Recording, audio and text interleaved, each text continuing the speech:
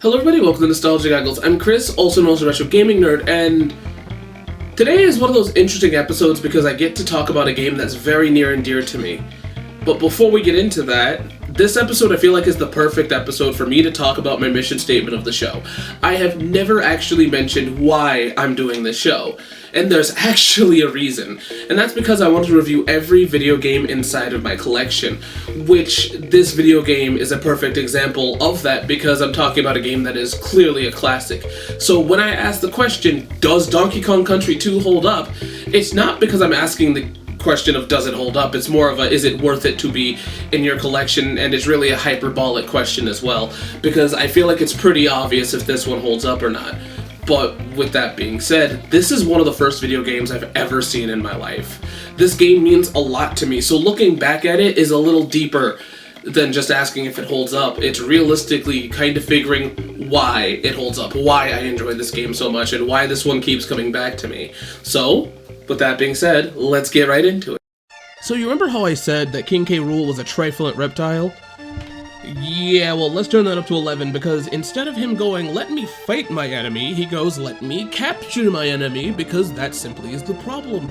Either way, the main story of the game is that King K. Rool captures Donkey Kong and takes him back to his island for I don't know what reason. You would think that instead of him going, hey, let me hold on to this ape, let me just take over Donkey Kong Island instead, but instead he holds him for ransom, and so realistically that means he's just gonna release him. I know that that's not how that works. He could just, execute him or whatever, but still there's a large margin of error, and that large margin of error comes in the name of Diddy Kong in Dixie Kong. As realistically, I can see where he doesn't take the two seriously, especially if you've played Donkey Kong Country 1, due to the fact that Diddy can't take on heavier enemies, so in the canon it makes sense. I'm giving more logic than the probable writers on this game is giving, but either way I can see canonically why Dixie and Diddy would not be a threat, but hey, whatever, I am going way off topic with this one.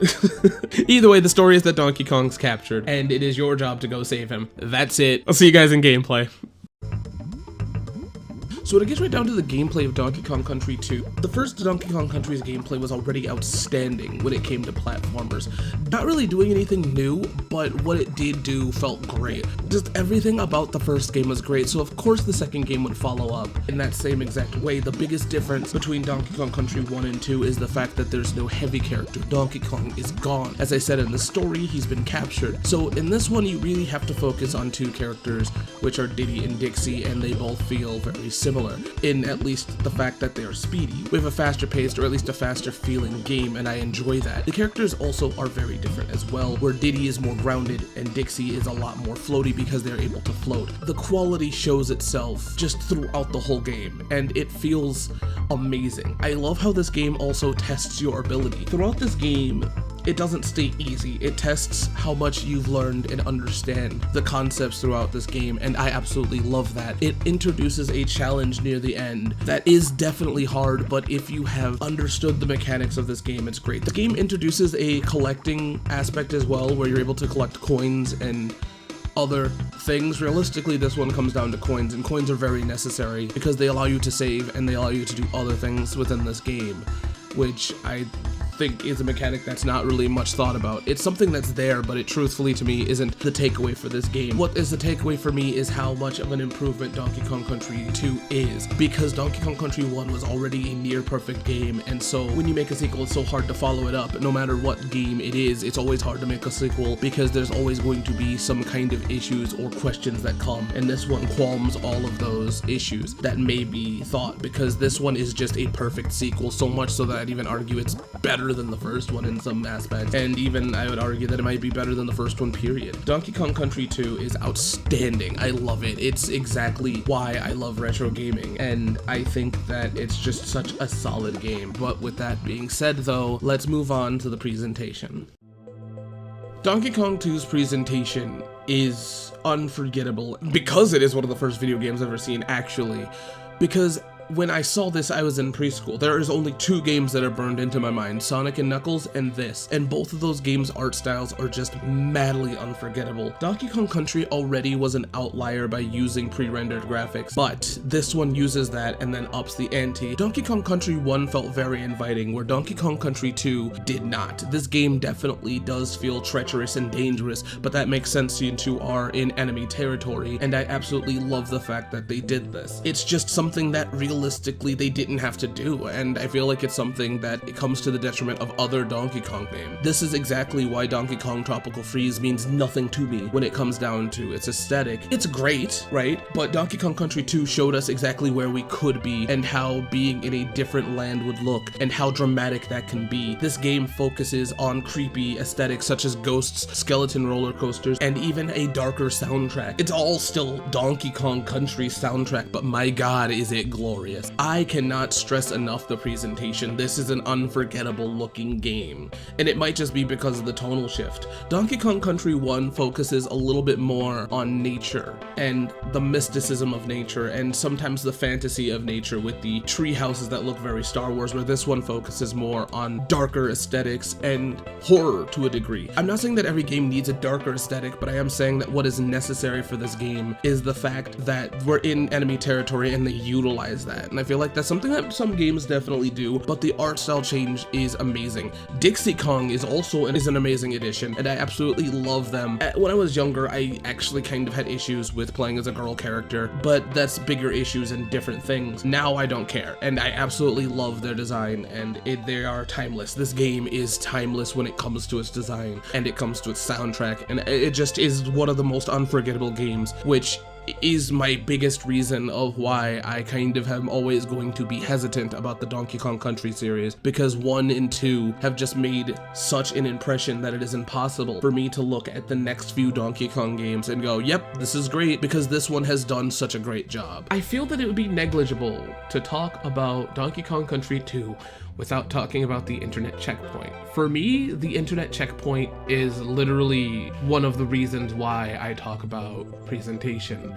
The presentation of this game transcended and became something that I don't even know how to explain it. The internet checkpoint, I believe, was originally uploaded by a person called Taya777. My video isn't 100% about the history of this. I don't know the history of this, but I do know that I've seen it multiple times in my life. Unfortunately and inevitably, Nintendo did take down the original video. They're in the right to do this, but God, maybe if it wasn't such a corporate entity and if they took the time to look at all of the comments and just let it sit, they might have realized how amazing and cool this is.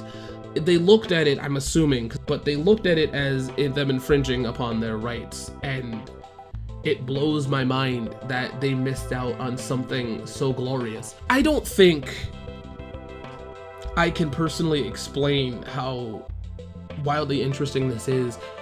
Looking at the comment section allows you to just see people's moments of people's lives, and you would have never expected from a game like this to have that introspection. It's crazy that it's there, and it leaves me in awe. There's multiple times in my life where I wanted to leave my own checkpoints, but I was too scared. I don't know why. I just have a weird relationship with the internet, because I understand that what you put on the internet is there forever, and that's what's great about this one. If I may get personal, I remember wanting to leave one of the checkpoints when I became a parent, because that's one of the times that it came around. I have been aware of this video. It's come and gone through my recommendations, especially in the 2020s, so specifically 2020, and it's always been interesting to see how united and how comfortable and how much this one moment in gaming has transcended into something more glorious, and I absolutely wish Nintendo would understand what this was. But they never will. That's kind of the issue. This is one of the reasons why I love retro gaming. This is one of the reasons why I think it's important to talk about these things. If you ever get a chance, because there's multiple checkpoints now, I would recommend, if you haven't checked it out too, it's one of the most human experiences you can ever have.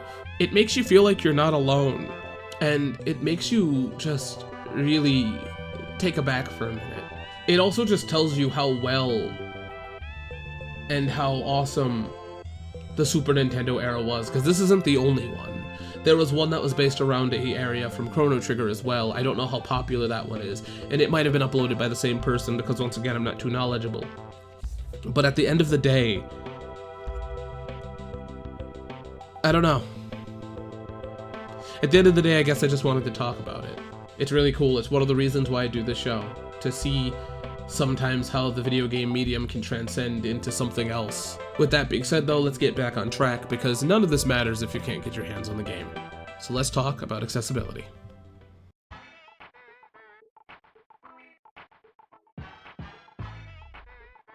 So when it gets right down to it, Donkey Kong has multiple releases for the Super Nintendo, the Game Boy Advanced, and NSO. NSO is the price of NSO, so I'm not going to sit here and talk about it, and I think, in truth, that's one of the greatest ways to play this game, but realistically, it is just the Super Nintendo version. So, if you want the authentic Super Nintendo version for the console, it'll set you back about $20, at the lower point, $18. It's a little bit more specific, too. It's more on the 21 range, which I think is a great price for this game, especially if you're trying to collect it, but in reality, you could just play the NSO version, and I feel like that's a little bit more accessible, but it doesn't really matter how you play this game, in my opinion. I think that this is perfectly fine. What's very shocking for me is that the Game Boy Advance version costs a hair more than the Super Nintendo version, setting you back about $22 to $28. And this is without the box for both of them. I'm not looking up the box. I know that there's people that collect in the box, but I just don't want to like get into that at the moment. All I'm really trying to say is that it's interesting that the Game Boy Advanced version costs more than the Super Nintendo version, and I don't exactly know the reason for that. I honestly thought that maybe the Game Boy Advance version might be less because it's the Game Boy Advance version, but who knows. I'll eventually come back to the Game Boy counterparts of these games, but in this video I'm just not going to do it. There are definitely some differences because inevitably there's going to be. One's a Super Nintendo, one's a Game Boy Advance, and knowing from the Mario ports, there's going to be differences. So I'm not going to do it within this episode. There will hopefully, probably, if there's enough differences that are necessary, there'll be a Game Boy take on the Donkey Kong Country games. But from this point on, I'm just kind of giving you the price of it. With that being said, though, I think that if you are just trying to play the game, NSO is the great way to go for that one. But if you're somebody that wants to play it authentically, I think that these are pretty much decently priced. I do not think that they're asking for too much for this great game. With that being said, let's move on to the goods and the bads. I don't think this section is necessary, but I'll do it anyways. When it gets right down to it, this game is glorious, being one of the greatest games of all time. I normally don't like to throw that around because when it comes to the greatest game of all time to me, right, and this isn't it, this is just one of them, when it comes to the greatest games of all time, for me, one of the things that has to come to mind is the question of how accessible is this to other people? How well can somebody understand and grasp the concept? How much can you enjoy this game, period, right? Which is why I take this one very seriously. And I think that anyone can pick up this game and completely enjoy it to this day. From the presentation to the gameplay to just everything. This game itself is phenomenal, and I think that it does a great job at being accessible. It is a platformer, yes, but it's a platformer that eases you into the challenge, which is amazing. Not every platformer does that. There is normally a difficulty spike somewhere, and there is within this game a difficulty slope, I would say, because it's never 100% feels impossible, and there's not many platformers that do that, mind you, but this one has a really good difficulty scale. I mean, yes, at the ending it definitely does get a little bit more difficult, but god, does that matter? It's supposed to. We're at the finale. You're supposed to put your skills to the test, and this makes you feel that way, and I love it. It never feels impossible, and that's something that more platformers should look at, and this might just be me being biased, but I feel like Donkey Kong has always been great. The gameplay's feel is great. Diddy and Dixie are amazing. The design of the enemies, creatures, world is amazing, and I feel like it's an amazing follow-up. Donkey Kong Country 1 and 2 are phenomenal games, and they are great to play back-to-back due to the fact that they present something outstanding, and I cannot stress enough how great these games are, and how I would even throw out that this is one of the greatest games of all time. and I normally won't do that. I'm going to be talking about other games that people consider as the greatest, but I think at the end of the day, that's something that you should understand. For me, is that I have a scale for what is the greatest, and this definitely fits in it, and I will never be able to tell you what the greatest is. But with that being said, no game is perfect, so let's move on to the bads. This game is so good that I will no longer be able to look at Donkey Kong games, period, without there being some kind of bias, and I feel like that's a bad. This game just did a great job, and I know that I'm glazing this game, but I don't really give a shit. This game has made a bias that is unforgettable, and even down to today, where I can't 100% enjoy Nintendo World area of Donkey Kong, because I'm always looking, and always will be looking, for the aesthetic and presentation that Donkey Kong Country has done. I know that this isn't really a bad, but this is my show, and I can do whatever I want. And I do think it's bad. I do think it's bad to a degree that it created such a bias. It's more of I created a bias, but it created one. I can't enjoy Donkey Kong Country Returns and Tropical Freeze the way that I want to because of how great and how memorable this one is. And don't get me wrong, I do not dislike those games. I have talked about them negatively in the first one. Not negatively, but I brought up this bias before. But it's not that I don't like those games. Those are outstanding and amazing, and I can't wait to review them, but they will never, ever be as aesthetically pleasing to me as Donkey Kong Country is. And those games are great too. I can't wait to talk about them. I am not trying to make them sound negative. Actually, in some aspects, they do better things, especially Tropical Freeze. So, with that being said, do not think that I am insulting those games. All I want to say is that this one is so good that it created a bias. And I feel like everyone has that. This is the time where we can talk about that. I think everyone has a game that has made them biased, and this is mine. So, with that being said, is there really a bad? Absolutely not. But I felt like if I'm already going to be sharing in this episode, I might as well share this. So with that being said, let's move on to the final thoughts. So, is Donkey Kong Country 2 still worth playing today? Absolutely. There is almost no excuse for you to not play this game today. From NSO to just the physical cartridge to there being multiple ways to play this, I would recommend just getting your hands on it. This is one of the greatest games of all time. Not the greatest, but one of them. And I will boldly stand by that. I normally don't like to say that in my videos, but I feel like this one definitely deserves it. And I'm going to say it multiple times throughout my show because I'm going to be reviewing games that people consider as the greatest of all time. So we'll find out if I agree with some of them and if I don't. But with that being said, give this game a try. The whole series for the Super Nintendo, argumentatively, is phenomenal. But this is the one that if you're going to go out and try it, this is it. This is the game. So, with that being said though, what's your favorite Donkey Kong game? There's a whole bunch from classic to this to the Returns and Jungle Beat and yada yada. What is your favorite? I am very curious, especially since Nintendo recently released Nintendo Land with the Donkey Kong expansion. That got me super excited. That has nothing to do with this. The title card will tell you what it has to do with. So, with that being said, I'll see you guys next time here on Nostalgia Goggles. Bye!